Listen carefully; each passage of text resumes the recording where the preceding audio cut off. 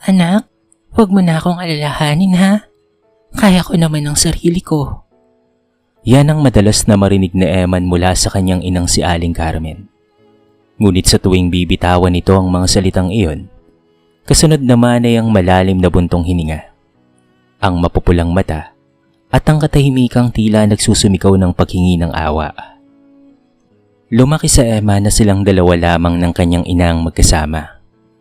Bata pa siya nang pumanaw ang kanyang ama.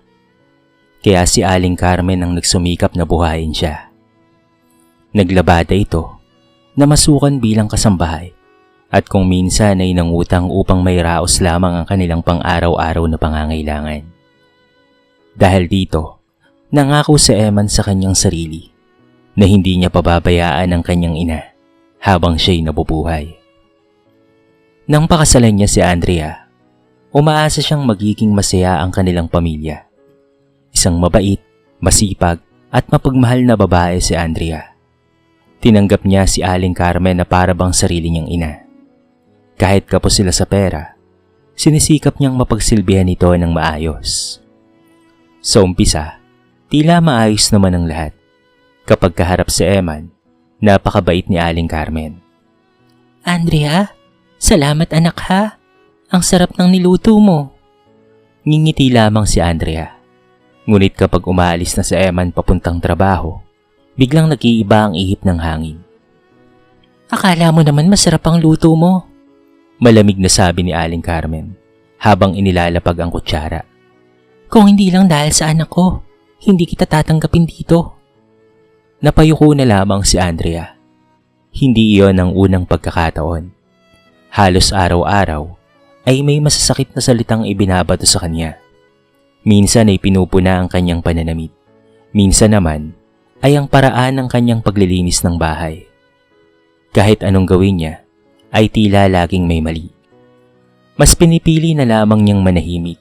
Ayaw niyang maging dahilan ng alitan ng mag-ina. Sa labas ng bahay, ibang mukha rin ang ipinapakita ni Aling Carmen.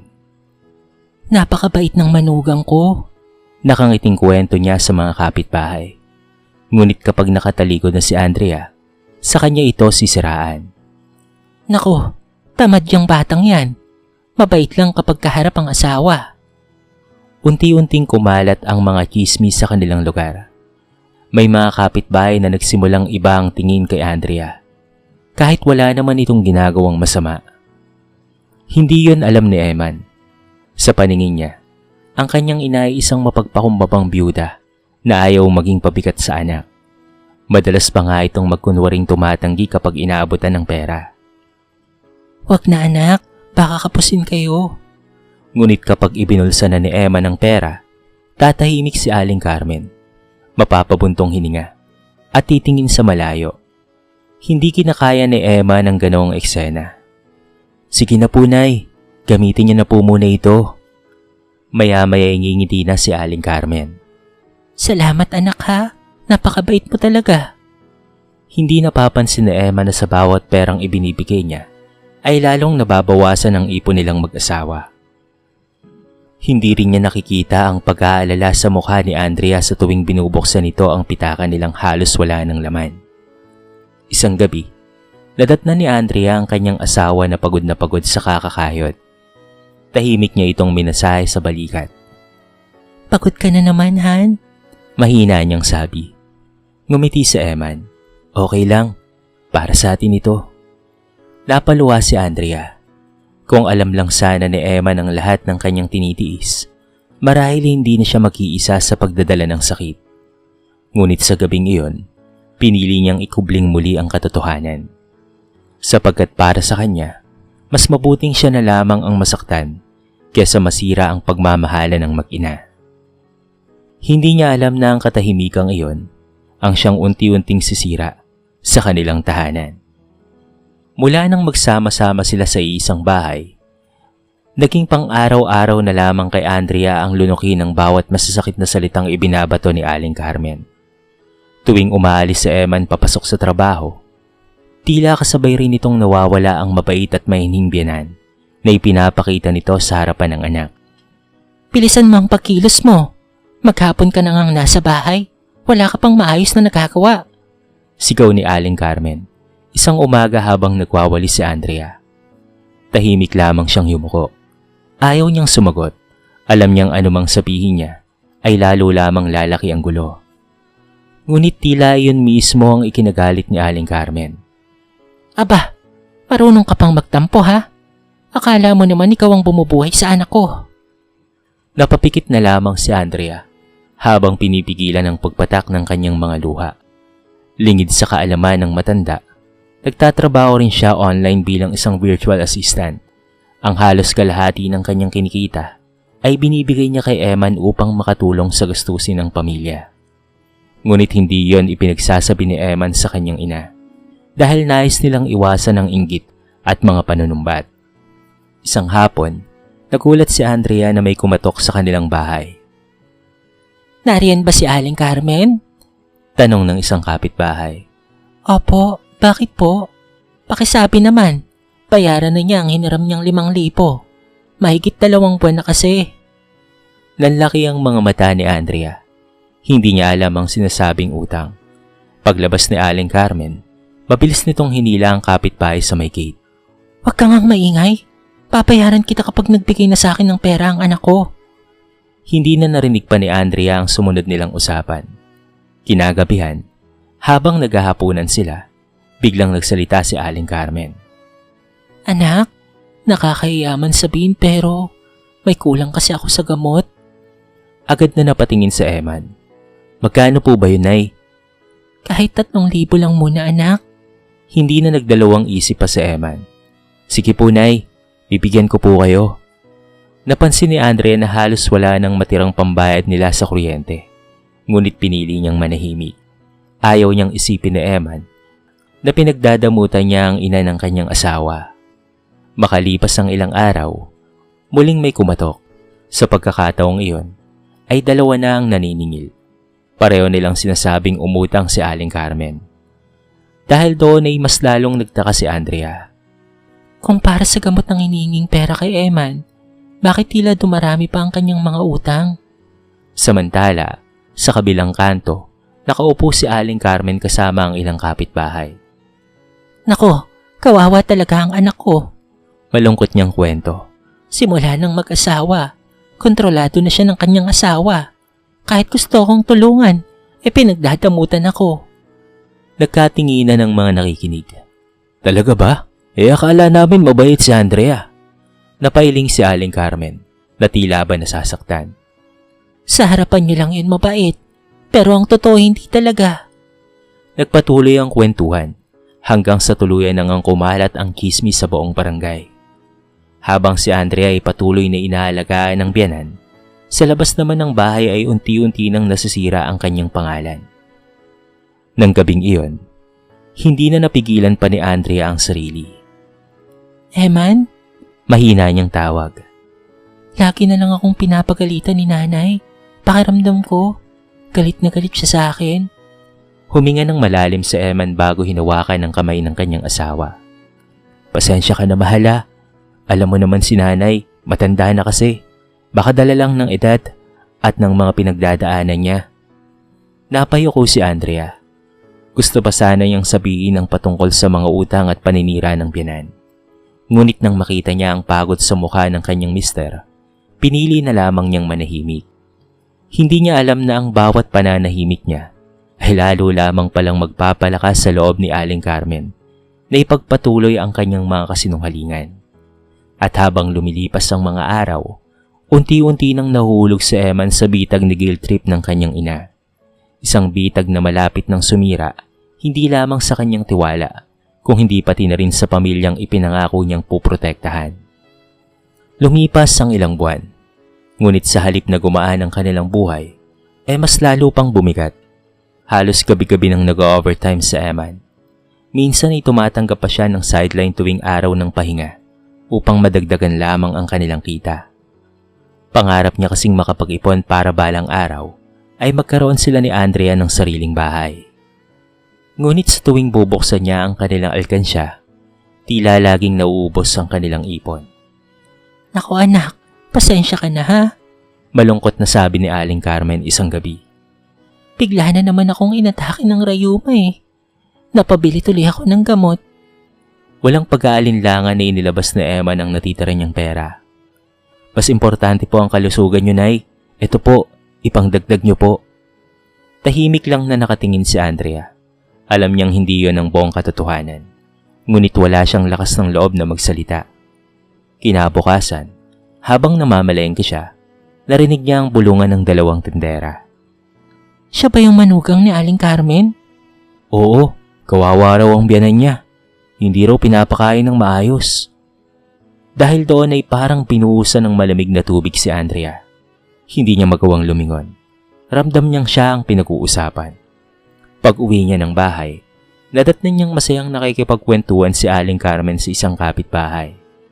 Ay, Andrea, nandyan ka na pala. Nakangiting bati ng matanda na para bang walang nangyari. Ngunit nang makaalis ang kapitbahay, bigla na namang nag-iba ang kanyang mukha. Ang tagal mong mamalengke. Ano bang ginagawa mo? Nagpapakasarap ka na naman sa gala. Nay, marami lang po talagang tao sa palengke. Huwag mo nga akong lokohin. Napabuntong hininga na lamang si Andrea. Maya-maya ay dumating na si Eman mula sa trabaho. Sa isang iglap, naging maamo na naman ang mukha ni Aling Carmen. Anak, huwag mo nang pagalitan ng asawa mo ha. Baka napagod lang siya. Late na kasi siyang dumating. Nagulat si Eman. Bakit po, Nay? May nangyari po ba? Ay, wala naman anak. Ayoko lang magkaroon kayo ng away. Mas lalo pang humanga si Eman sa kanyang ina. Sa isip-isip na Eman, kahit nasasaktan ito, ay pinipili pa rin itong maging mapagpakumbaba. Ngunit hindi niya alam, nakabaliktaran pala ang lahat ng katotohanan. Makalipas ang ilang araw, may dumating na lalaki sa kanilang bahay. Si Eman po ba ito? Tanong nito. Opo. Pakisabi naman kay Aling Carmen, nabayaran niya na ang hiniram niyang 10,000 piso sa akin. Ilang buwan na akong pinapaasa ng matandang yun. Nagulat si Eman. 10,000? Oo, sabi niya, kayo raw ang magbabayad. Parang gumuho ang mundo ni Eman. Pag-alis ng lalaki, agad niyang kinausap ang kanyang ina. Nay, may utang po ba kayong 10,000 piso? Napayuko si Aling Carmen. Pasensya na anak ha. Tinatago ko lang sa'yo. Nahihiya kasi ako. Bakit hindi niyo po sinabi? Tumulo ang mga luha ng matanda. Ayaw ko kasi maging pabigat anak. Saka, wala na kasi akong ibang malapitan. Niyakap ka agad siya ni Eman. Hayaan niyo, Nay. Babayaran natin yan ha. Huwag na po kayong mag-alala. Mula sa may pintuan, tahimik na pinagmamasdan ni Andrea ang eksena. Hindi niya alam kung maaawa ba siya o masasaktan. Alam niyang muli na namang nanaig ang awa ni Eman sa kanyang ina. Kinagabihan, habang natutulog ang mag-asawa, may narinig si Andrea na may hinang boses mula sa labas. Dahan-dahan siyang sumilip sa bintana. Nakita niyang kausap ni Aling Carmen ang isa sa kanilang kapitbahay. Huwag kang mag-alala, sabi ng matanda habang natatawa. Madaling paikutin ng anak ko. Konting iyak ko lang dun. Ibibigay na lahat ng gusto ko. Nanlaki ang mga mata ni Andrea. Parang tumigil ang kanyang paghinga. Ngunit bago pa siya makalabas ng bahay, nakaalis na ang kapitbahay at pumasok na rin si Aling Carmen sa kanyang silid. Kinabukasan, buong maghapon na nag-isip si Andrea. Dapat na ba niyang sabihin kay Eman ang lahat ng nalalaman niya? O muli na naman ba siyang tatahimik upang mapanatili ang kapayapaan sa kanilang pamilya? Hindi niya alam na may isang kapitbahay na nakarinig din ng pag-uusap na yon. At ang taong iyon ang siyang magiging susi upang tuluyang mabuksan ang mga matang matagal ng binulag ng pagmamahal at awa. Ilang araw na hindi mapakali si Andrea matapos ang gabing narinig niya ang pagmamayabang ni Aling Carmen sa kapitbahay. Ilang beses na niyang binalak na sabihin ang lahat kay Eman. Ngunit sa tuwing maaalala niya ang pagmamahal nito sa ina, nawawalan siya ng lakas ng loob. Ayaw niyang siya ang pagmula ng pagkasira ng mag-ina. Ngunit dumating ang araw na hindi na maitatago pa ang katotohanan. Isang Sabado ng umaga, habang naghahanda silang mag-almusal, Malalakas na katok ang umalingaw sa kanilang pintuan. Pagbukas na Eman, 3 tao ang bumungad sa kanya. "Magandang umaga po. Nandito po kami para singilin si Aling Carmen." Nanlaki ang mga mata ni Eman. "Singilin? Teka, may utang sa inyong nanay ko? Pagkano ba ang inutang niya?" Nagkatinginan ng 3 bago inilabas ang kanika nilang maliliit na kwaderno. 12,000 sa akin. 15,000 naman sa akin. At 8,000 naman sa akin. Parang nanghina sa Eman, habang isa-isang naririnig ang mga halaga. Mahigit 30,000 piso ang utang ng kanyang ina sa 3 taong iyon pa lamang. Lumabas si Aling Carmen na kunwari naguguluhan. Ano ba yan, anak? Bakit dito kayo nagsisikawan? Nay, totoo po ba ang lahat ng ito? Nanginginig na tanong ni Eman. Biglang umiyak ang matanda. Anak, ginawa ko lang naman yun para may pambili ako ng gamot. Nahihiya lang akong sabihin sa'yo. Tulad ng dati, halos maawa na naman si Eman. Ngunit bago pa siya makapagsalita, dumating ang kanilang kapitbahay na si Aling Nena. Eman, pasensya ka na ha? Pero hindi na ako pwedeng manahimik pa. Napatingin ang lahat sa kanya. Ha? Bakit po Aling Nena? Matagal ko nang naririnig ang paninira ng nanay mo sa asawa mong si Andrea. Noong una, ayokong makialam pero naaawa na ako sa asawa mo. Agad na umiling si Aling Carmen. Huwag kang maniwala dyan, anak. Nagsisinungaling yan. Ngunit inilabas ni Aling Nena ang kanyang cellphone. Pakinggan mo to, Eman. Pinindot niya ang isang audio recording. Malinaw na naririnig ang boses ni Aling Carmen. Madaling paikutin ng anak ko. Konting iyak ko lang ron. Ibibigay na ang lahat ng gusto ko. At yung asawa niya, kahit anong ibintang ko ron, paniniwalaan pa rin ako ni Eman. Nanigas sa Eman. Parang unti-unting nadurog ang puso niya sa bawat salitang kanyang narinig. Hindi pa roon nagtatapos ang lahat. Lumapit ang isa pang kapitbahay. Eman, may papakita rin ako. Binuksan nito ang video mula sa CCTV na nakakabit sa tapat ng kanilang bahay. Makikita roon si Aling Carmen na inilalabas ang ilang grocery mula sa cabinet at inililipat sa bahay ng isang kakilala. Tapos kinabukasan ay magsusumbong ang kanyang ina sa kanya. Dahil hindi raw marunong mag-budget si Andrea, kaya mabilis na nauubos ang mga pagkain. May isa pang video na ipinakita. Makikita namang si Aling Carmen ang kusang nagkakalat ng mga pinggan sa kusina bago dumating si Eman. At pagdating nito, agad niyang isinisisi kay Andrea ang kalat. Hindi na nakapagsalita pa si Eman. Isa-isang bumalik sa kanyang alaala ang lahat ng pagkakataong pinagdudahan niya ang kanyang asawa. Ang bawat pagluha ni Andrea, ang bawat pagkakataong pinili niyang paniwalaan ang kanyang ina. Tahimik na lamang si Andrea sa isang sulok. Hindi siya nagsalita. Hindi siya nagdiwang. Tumutulo lamang ang kanyang mga luha. Lumuhod si Eman sa harapan ng kanyang asawa. Andrea, patawarin mo ko. Basag ang kanyang boses. Patawad, tuwing hindi kita pinaniniwalaan. Pero ngayon, hindi ko alam kung paano kong mapapatawad ang sarili ko. Napaiyak si Andrea. Hinawakan niya ang kamay ng kanyang mister. Hindi pa uli ang lahat, Eman. Sa unang pagkakataon, hindi na umubra ang mga luha ni Aling Carmen. Nakatayo lamang siya sa isang sulok. Tahimik na pinagmamasta ng anak na unti-unti nang nagigising mula sa mahabang panahong pagkakabulag. At sa sandaling iyon, napagtanto ni Emma na ang tunay na pagmamahal sa isang magulang ay hindi ang pagtatakip sa mali, kung hindi ang pagtulong sa kanya na harapin ang katotohanan. Hindi naging madali ang gabing iyon para sa kanilang tatlo. Tahimik lamang na nakaupo si Aling Carmen sa sala, habang si Eman at Andrea naman ay nasa kanilang silid na. Walang gustong magsalita. Ang katahimikang bumalot sa bahay ay mas masakit pa kaysa sa anumang sigawan. Paulit-ulit na bumabalik sa isip ni Emma ng mga pagkakataong ipinagtanggol niya ang kanyang ina. Naaalala niya ang mga gabing umiiyak si Andrea habang sinasabi niyang, "Intindihin mo na lang si nanay ha. Matanda na kasi yun eh. Naalala niya rin ang mga pagkakataong pinagdududahan niya ang sariling asawa, kahit wala naman itong ginagawang masama. Hindi niya namalayang tumutulo na pala ang kanyang mga luha. Humarap siya kay Andrea. "Mahal?" Mahina niyang tawag. Napatingin si Andrea. "Patawad talaga, mahal ah." Tahimik lamang itong nakatingin sa kanya.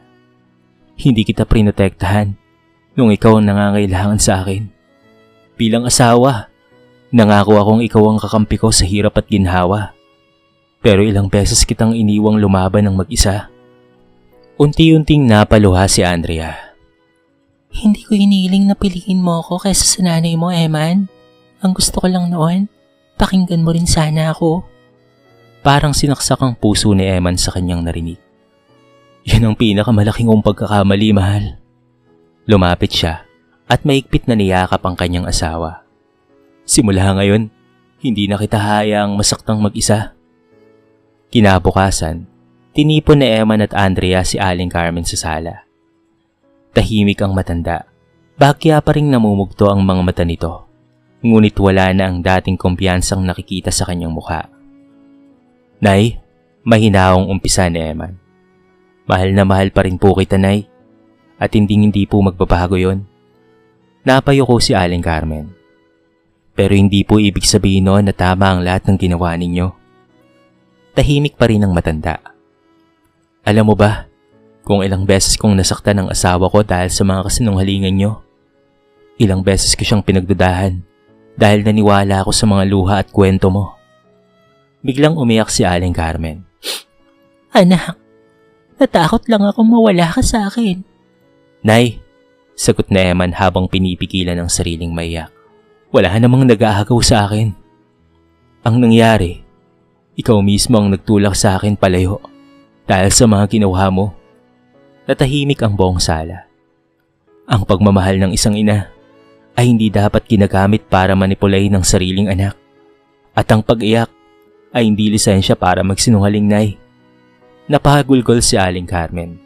Ngunit sa pagkakataong iyon, hindi na siya niyakap ni Eman. Hindi dahil wala na siyang pagmamahal sa kanyang ina. Kung hindi dahil alam niyang kung muli siyang magpapadala sa awa, hindi matututo ang kanyang ina sa pagkakamali nito. "Nay," tugtong niya, "tutulungan pa rin kitang mabayaran ang mga utang mo. Pero kailangan mo ring akuin ang responsibilidad sa mga ginawa mo. Hihingi ka ng tawad sa mga taong siniraan mo, lalo na kay Andrea." Dahan-dahang lumingon si Aling Carmen sa kanyang manugang. Lumapit siya rito habang nanginginig ang mga kamay. Andrea, patawad ha. Inggit ang nagbulag sa akin. Natakot kasi akong bakit umating ang araw na wala nang magmamahal sa akin kapag may sarili na kayong pamilya. Napaluwa si Andrea. Hindi ko po kailanman gustong agawin sa Eman sa inyo, Nay. Gusto ko lang po sanang tanggapin niyo ako bilang anak. Sa unang pagkakataon matapos ang napakahabang panahon, parehong umiyak ang dalawang babae. Hindi dahil sa galit, kung hindi dahil sa sakit na matagal na nilang kinikimkim. Tahimik na pinagmamasdan sila ni Eman. Alam niyang hindi mabubura ng isang paghingi ng tawad ang lahat ng sugat ng nakaraan. Ngunit naniniwala siyang ang tunay na pagbabago ay nagsisimula sa pag-amin ng pagkakamali. At sa kanyang puso, nakagawa na siya ng isang mahalagang desisyon. Isang desisyong magpoprotekta sa pamilyang bubuuin niya. Habang patuloy na iginagalang at mamahalin ng kanyang ina. Ngunit hindi nahayaang maulit pa ang pagkakamaling minsang muntika ng sumira sa kanilang tahanan. Ilang linggo ang lumipas matapos ang lahat ng nangyari. Hindi naging madali ang pagbabago para sa kanilang pamilya. May mga sugat na hindi kayang paghilumi ng panahon lamang. Kinakailangan itong samahan ng pagtanggap, pagpapakumbaba at tunay na pagbabago. Tinupad ni Aling Carmen ang kanyang ipinangako. Isa-isa niyang pinuntahan ang mga kapitbahay na kanyang nasiraan ng loob at pinagkalat ng kasinungalingan. Pasensya na kayo ha. Umiiyak niyang sabi. Hindi si Andrea ang masama. Ang katunayan ako ang nagkamali. Nasaktan ko ang isang taong wala namang ibang ginawa kung hindi ay galang ako. Marami ang nakulat. Ang iba ay agad siyang pinatawad. Ngunit meron ding nagsabing mahirap ng burahin ang mga salitang minsang kumalat sa buong barangay. Tinanggap iyon ni Aling Carmen. Alam niyang iyon ang kabayaran ng kanyang mga nagawa. Samantala, isang gabi, habang magkasamang nagkakape sina Eman at Andrea sa kanilang maliit na sala, seryosong nagsalita sa Eman. Andrea, may gusto sana akong pag-usapan natin. Ngumiti si Andrea. Ano yon? Huminga ng malalim sa Eman bago hinawakan ng kamay ng kanyang asawa. Panahon na siguro para bumukod tayo, mahal. Napatingin si Andrea sa kanya. Hindi dahil gusto kong iwan si nanay. Umiling siya. Kung hindi dahil gusto kong buuin ang sarili nating pamilya. Gusto kong magkaroon tayo ng tahanang tahimik, puno ng respeto at pagmamahalan. Napaluha si Andrea. Yan ang matagal ko nang ipinagdarasal, mahal. Kinabukasan, kinausap na Eman ng kanyang ina. Nay, malumanay niyang sabi. Lilipat na po kami ni Andrea at mangungupahan po kaming dalawa. Tahimik lamang si Aling Carmen. Alam niyang darating ang araw na yon. Galit ka pa rin ba sa akin, anak? Mahina niyang tanong. Agad na umiling si Eman. Hindi po. Mahal na mahal po kita, Nay. Kung ganon, bakit naman kayo aalis? Ngumiti si Eman habang pinipigilan ang pagtulo ng kanyang luha. Dahil may sarili na rin po akong pamilya, Nay. Bilang asawa, responsibilidad ko pong pangalagaan ang asawa ko at ang mga magiging anak namin balang araw. Hindi ko po kayo iiwan, Nay. Gusto ko lang pong ipaintindi na may bagong tahanan na akong dapat ting unahin. Hindi na napigilan pa ni Aling Carmen ang pag-iyak. Ngayon niya lubos na naunawaan na ang pagpapalaki sa isang anak ay hindi para itali ito habang buhay sa kanyang tabi. Ang tunay na pagmamahal ay marunong ring magpalaya. Lumapit siya kina Eman at Andrea. Maraming salamat, ha? Umiiyak niyang sabi. Akala ko noon, kapag tag-asawa ang anak ko, mawawala na siya sa akin. Kaya ginawa ko ang lahat para manatili siya sa tabi ko. Hindi ko naisip na sa ginagawa ko, ako mismo ang nagtutulak sa kanya papalayo. Maigpit siyang niyakap ni Andrea. Hindi po kayo mawawala sa buhay namin, Nay. Ngumiti si Eman. Bibisitahin pa rin po namin kayo. Tatawag po kami palagi. Tutulong pa rin po ako sa inyo sa abot ng aking makakaya. Pero sana, pagsimula na rin tayong respetuhin ang hangganan ng isa't isa. Tumango si Aling Carmen. Sa paglipat ni Eman at Andrea sa kanilang munting inuupahang bahay, hindi lamang bagong tirahan ang kanilang natagpuan. Natagpuan nila ang kapayapaan. At si Aling Carmen naman ay natutong mamuhay ng may pananagutan, katapatan at paggalang sa pamilyang minsan niyang muntikan ng sirain. Dahil sa huli, napagtanto nilang lahat na ang tunay na pagmamahal ay hindi sinusukat sa pagmamay-ari o pagkontrol. Ito ay nasusukat sa tiwala, paggalang at kakayahang palayain ng taong mahal mo upang mabuo niya ang sarili niyang pamilya na nararapat niyang alagaan. At sa bagong simula ng kanilang buhay, hindi na sila pinag-uugnay ng takot, guilt at kasinungalingan. Kung hindi ng kapatawaran, katotohanan at pagmamahal na marunong magtakda ng tamang hangganan. Itinuturo ng kwentong ito na ang isang anak ay hindi tumitigil sa pagmamahal sa kanyang mga magulang kapag siya ay nag-asawa na. Ngunit kapag siya ay bumuo na ng sariling pamilya, responsibilidad niyang unahin ang asawa at pati na rin ang kanyang mga anak na piniling makasama habang patuloy na nagbibigay ng pagmamahal, paggalang at suporta sa kanyang mga magulang. Ang tunay na pagmamahal ay hindi naninikil o nagmamanipula. Ito ay marunong umunawa, magpatawad at magpalaya. Dito na po nagtatapos ang ating maiksing kwento sa araw na ito. Sana po ay nagustuhan nyo at sana po ay kinapulutan nyo ng maraming aral. Kayo mga kabarangay, ano ang masasabi nyo sa ating kwento? I-comment nyo naman po sa baba ang inyong mga reaksyon at babasahin natin ang lahat ng yan. I-comment nyo na rin kung taga saan kayo para naman malaman ko kung hanggang saan nakaabot ang video na ito. Paki-like and share na rin po ang ating kwento para mapakinggan na rin ng iba. At kung bago ka pa lamang sa ating channel, baka naman pwedeng pakihit ang subscribe button at bell notification button para palagi kang updated sa mga bago nating upload na katulad nito. So paano mga kabarangay? Hanggang sa muli, thank you so much and peace out!